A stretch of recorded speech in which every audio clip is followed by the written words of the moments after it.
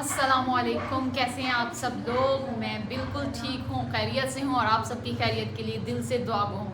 तो आप सबका खुशामदीद मेरी एक नई वीडियो में। और आज मैं आई हुई अपने मायके काफ़ी दिनों बाद। वैसे सदाकत सोच रहे होंगे काफ़ी दिन नहीं हुए, लेकिन मेरे लिए बहुत ज़्यादा दिन हो गए हैं। ऐसा लग रहा है जैसे पता नहीं महीनों बीत गए हैं। तो बहुत ज़्यादा व्यूअर्स जो हैं वो कमेंट्स कर रहे थे कि आप अपने जो है मायके का उस टूर करवाएं, घर का, अपनी फैमिली से मिलवाएं। आप लोग कितने बहन भाई हैं, आप लोग कहाँ रहते हो।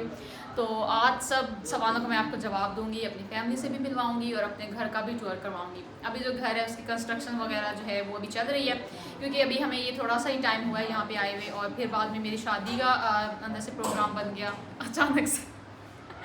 तो वो शादी की तरफ हमारा रुझान हो गया और जो घर है उसकी कंस्ट्रक्शन जो है वो अभी तक चल रही है। तो आए चले शुरू करते हैं। अभी हम एंट्रेंस पे ही खड़े हुए हैं घर की। ये देखें, यहाँ से दरवाज़ा, यहाँ से एंट्रेंस है, जो मैं पहले ही अंदर आ चुकी हूँ। और आगे चलते हैं। और ये लाउंज की एंट्रेंस है।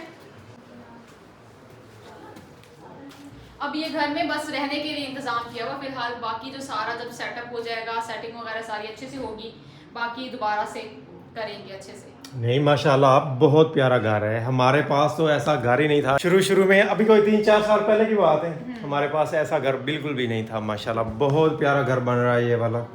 तो बहुत स्ट्रगल कर रहे हैं तुम्हारे बाबा माशाल्लाह। इंशाल्लाह ये अभी तक बाबा का स्ट्रगल चल रहा है और भैया भी हैं, वो भी अपने स्ट्रगलिंग फेस में हैं। बाकी सारे बहन भाई वो तो मुझसे छोटे हैं। हाँ जी, हमारे व्यूवर्स जो है ना जानते हैं, शुरू से जो देख रहे हैं ना हमें, वो हमें अच्छे से जानते हैं कि हमारे घर के क्या हालात होते थे, मतलब कैसा हमारा घर था। तुम्हें भी शायद मेरी पुराने वाले वीडियोस में मेरा पुराना घर देखने को मिल जाए। मेरे पास तो घर भी नहीं था तो शादी के चक्कर में घर बनाया। चलिए आगे, ये लाउंज। तो ये है अभी टीवी लॉन्च। फिलहाल यहाँ पे चारपाइयाँ वगैरह रखी हुई हैं।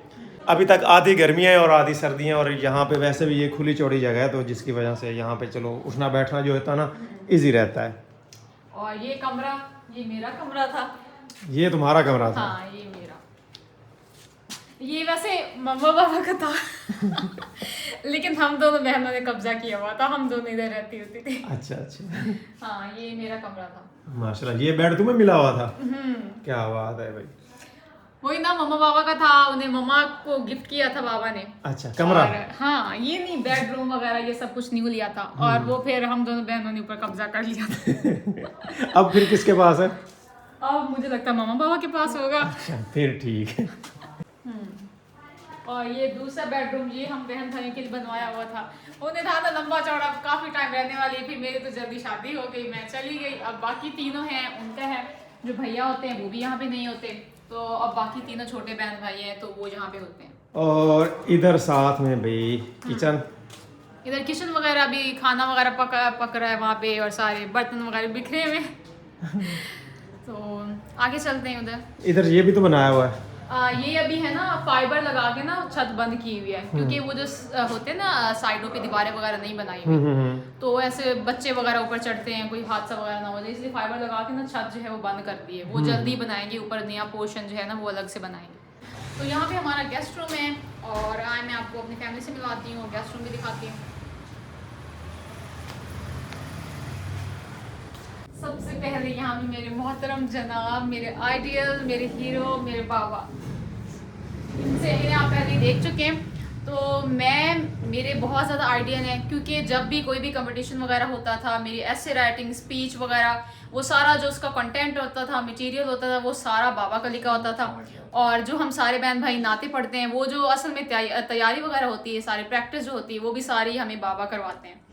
और बाबा वैसे गवर्नमेंट जॉब करते हैं एजुकेशनल डिपार्टमेंट में, तो इसलिए जो हमारे अंदर कॉन्फिडेंस है, जो स्टडी से, हमारे स्टडी के साथ जो हमारा लगाव है, वो जो है बाबा की तरफ से आया हमारे सारे बहन भाइयों के अंदर। वो यहाँ पे है मेरी मम्मा जो है हाउस वाइफ है, जो मुझे कभी कभी बोलने का दौरा पड़ता है वो मम्मा का होता है। वैसे सदाकत को मम्मा की बातें बहुत ज़्यादा पसंद है, क्योंकि मम्मा जो है बहुत ज़्यादा बोलती हैं, मुसलसल बोलती हैं और बहुत ज़्यादा अच्छा बोलती हैं। तो सदाकत जो है वो बहुत ज़्यादा बड़े फ़ैन है, वो चाहते हैं कि मैं भी उनकी तरफ बोलूँ, लेकिन वैसा नहीं हो पाता मुझसे क्योंकि जो भी हो, मैं मम्मा का मुकाबला नहीं कर सकती। वो एक आउटस्टैंडिंग लेवल पे बोलती हैं। बातों का रख रखाव, रिश्तों का रख रखाव, वो सारी चीज़ें जो है ना मुझे इधर मम्मा में नज़र आती हैं। तो इसलिए मैं तुम्हें भी कहता हूँ कि उनको फॉलो करो।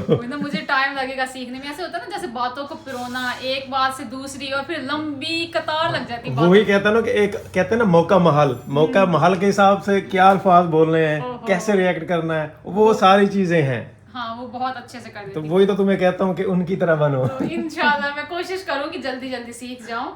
यहाँ पे रफ़ी आप लोग बहुत अच्छे से जानते हैं इसे, आरू उर्फ आरू, मम्मा कह रही हो आरू भी बताओ। तो रफ़ी है, घर में हम इसे प्यार से आरू कहते होते हैं। और ये भी अभी स्टडी कर रहा है, मेरा सबसे छोटा भाई है, नाते वगैरह पढ़ता है, वो आप लोग अच्छे से सुन चुके हैं। और ये है टीपू सुल्तान।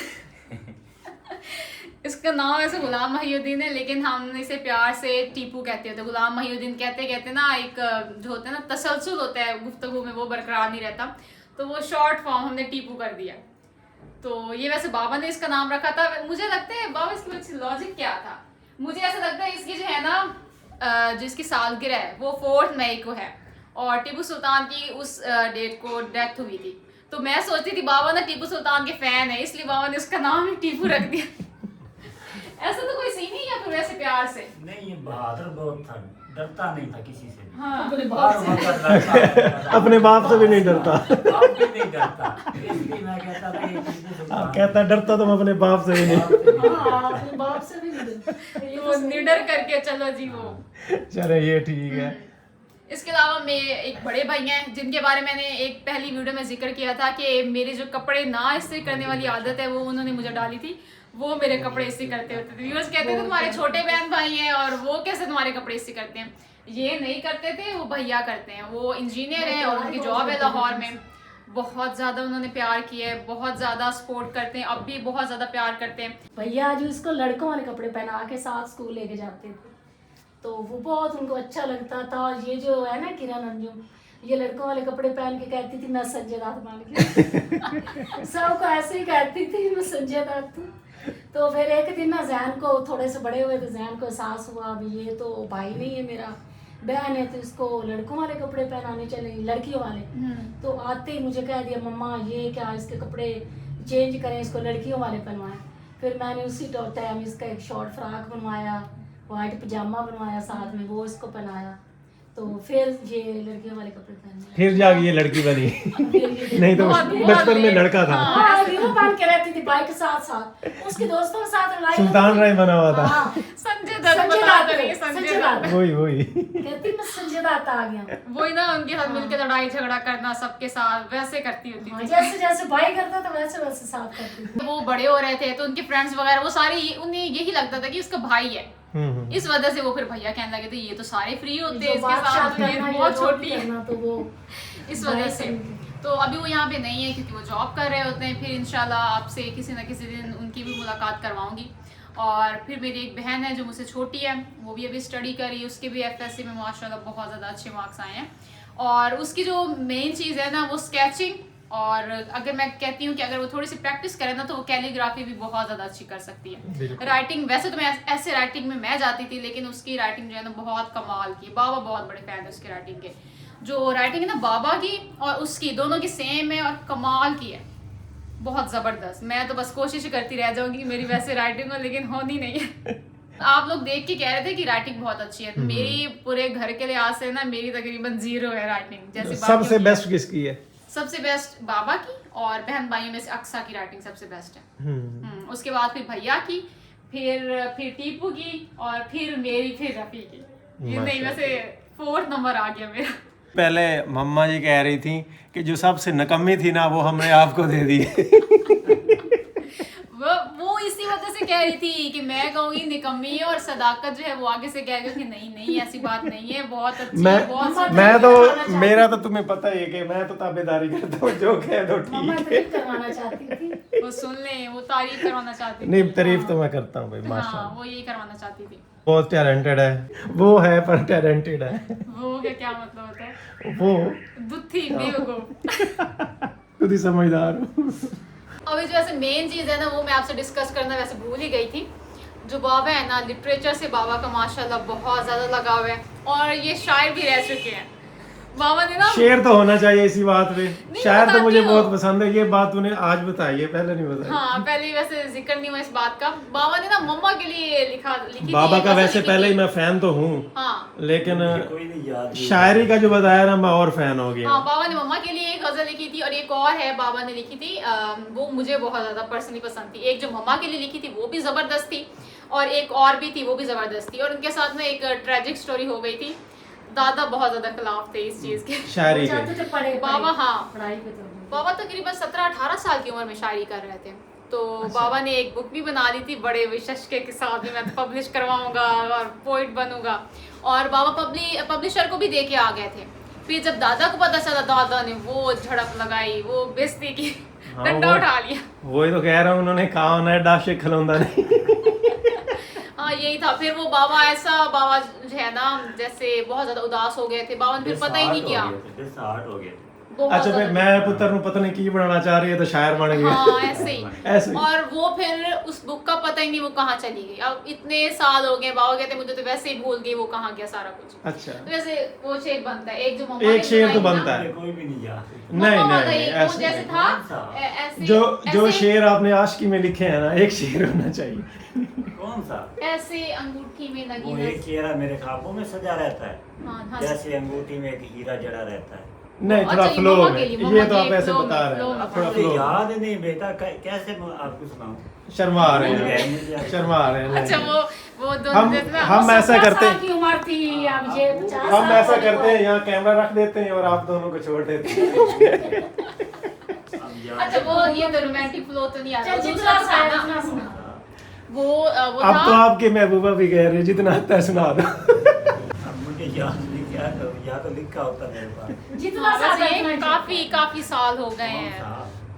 ये यही वाला। एक चेहरा मेरे एक ख्वाबों चेहरा में। मेरे ख्वाबों में सजा रहता है, जैसे अंगूठी में एक हीरा जड़ा रहता है। आए हाय, पक्का ओहो, पक्का। बाबा ऐसे पढ़ते होते थे और आंखों में भी वो चमक होती थी। हाय हाय हाय, मजा आ जाता था सुनने का। नहीं माशाल्लाह भी बहुत ज्यादा टैलेंटेड लोग हो आप और सब एक लोग। और भी थी दूसरी। एक और बाबा ने लिखा था, जो एक जहाँ बाबा मुझे भी दूसरों को भी बनाई दे या फिर मुझे भी अंधा या कर। वो दूसरा है, सबको बीनाई दे या मुझको भी अंधा कर दे, संग जादों में मेरा कल भी बीना क्यों। हाय हाय हाय। दोबारा वाह वाह वाह। सबको बीनाई दे या मुझको भी अंधा कर दे, अच्छा संग जादों में मेरा कल भी बीना क्यों। मतलब ਤੁਹਾਨੂੰ ਸਾਰੇ ਅੰਧੇ ਲੱਗਦੇ ਆ हाँ हाँ ये एक मैं ही सही हूँ, बाकी लोग सब अंधे हैं। एक आप ही ठीक लगते थे। नहीं, इसकी भी स्टोरी भी थी। बाबा ने ये टांगे में बैठ के लिखा था। वो तो टांगे में लिखा था ना, ये फैसलाबाद शेर टांगे में जा बैठ रहा के लिखा था बाबा। वो कैसे लिखा था? आप फिर आगे रिक्शे में जा रही होंगी इसलिए। नहीं इसकी स्टोरी ट्रेजिक स्टोरी, ये और स्टोरी है। वो क्या थी स्टोरी, बता सुनाए तो। वो तो मैं रक्शे में जा रहा था रेल बाजार पे, हम्म, तो वो एक रक्षा वाला जो वो ट्रैफिक वाले नहीं होते पुलिस वाले, तो उन्होंने वो दूसरा जो टांगे वाला था उसने थोड़ा सा क्रॉसिंग किया, तो एक दो जा रहे थे आगे, वो दूसरा जो प्रोटोकॉल जिनको मिल रहा होता है मिनिस्टर कोई था, उसके लिए रोक रहे थे गाड़ियाँ। तो जो टांगे वाला था ना इतना मोटा सा था, वो अकेला अगली सीट पे बैठा हुआ था, घोड़ा दौड़ा रहा था, उसको भी उसने रोका। जब वो ना रुका तो उसको उसी तो वो जो था ना उसका छांटा सा, वो इतना बार बार मारा बेचारे को, नीचे पकड़ लिया, फिर उसका टांगे को भी ले गए थाने में। उस पे मुझे बहुत दुख हुआ कि देख ले लोग गुजर रहे हैं और टांगे वाले को अंदर मतलब वो थाने लेकर प्रोटोकॉल दे चला रहे हैं, गया। वो टांगे वाले के लिए हाँ, सारे वो- रूल्स बन रहे वो हैं। गरीब है ना इसलिए। वो बड़ी सी फिर मैंने गजल लिखी इस तरह नज़म, अब तो मुझे हाय, हाय, याद हाय, नहीं पता वाह, डायरी वाह, वो में- बुक आपकी किधर गई है? वो पता नहीं कहाँ है। अब पब्लिश करवाते हैं। अब करवाने के लिए गया था, जब उसके इनको बाद अपने बाबा से दौड़ लगी ना इनकी, जब बाबा ने चित्रौल की तो हर चीज भूल गई। वो पढ़ाई करवाना चाहते थे, वो पढ़े ये तो पढ़ लिख के तो यही तो करना होता है, और क्या था, आप तो सही ट्रैक पे थे। बस ऐसे ही। यार वो ये है ना कि पेरेंट्स को पता नहीं चलता ना, वो पेरेंट्स इस चीज को समझते नहीं। अभी भी यूट्यूब भी है, लोग समझते हैं आप बातें सुन के ठीक बच्चे खराब हो है, रहे वो हैं। समझते हैं कि यूट्यूब पे तो आप कर रहे हैं, फिर करते क्या है? रिश्ता लेने जाओ ना, तो अगर बताओ कि यूट्यूबर है तो वो ये कहते हैं ठीक है यूट्यूब चल रही वीडियो बनाते हो, अच्छा काम क्या करते हो? ये जो है ना, ये साथ बहुत ज्यादा आता है, लोग समझते ही नहीं वैल्यू को। ये तो लोग अंधे हैं ना, फिर वही बात हुई। हाँ। लोग अंधे या हैं। फिर मुझे को भी अंधा कर।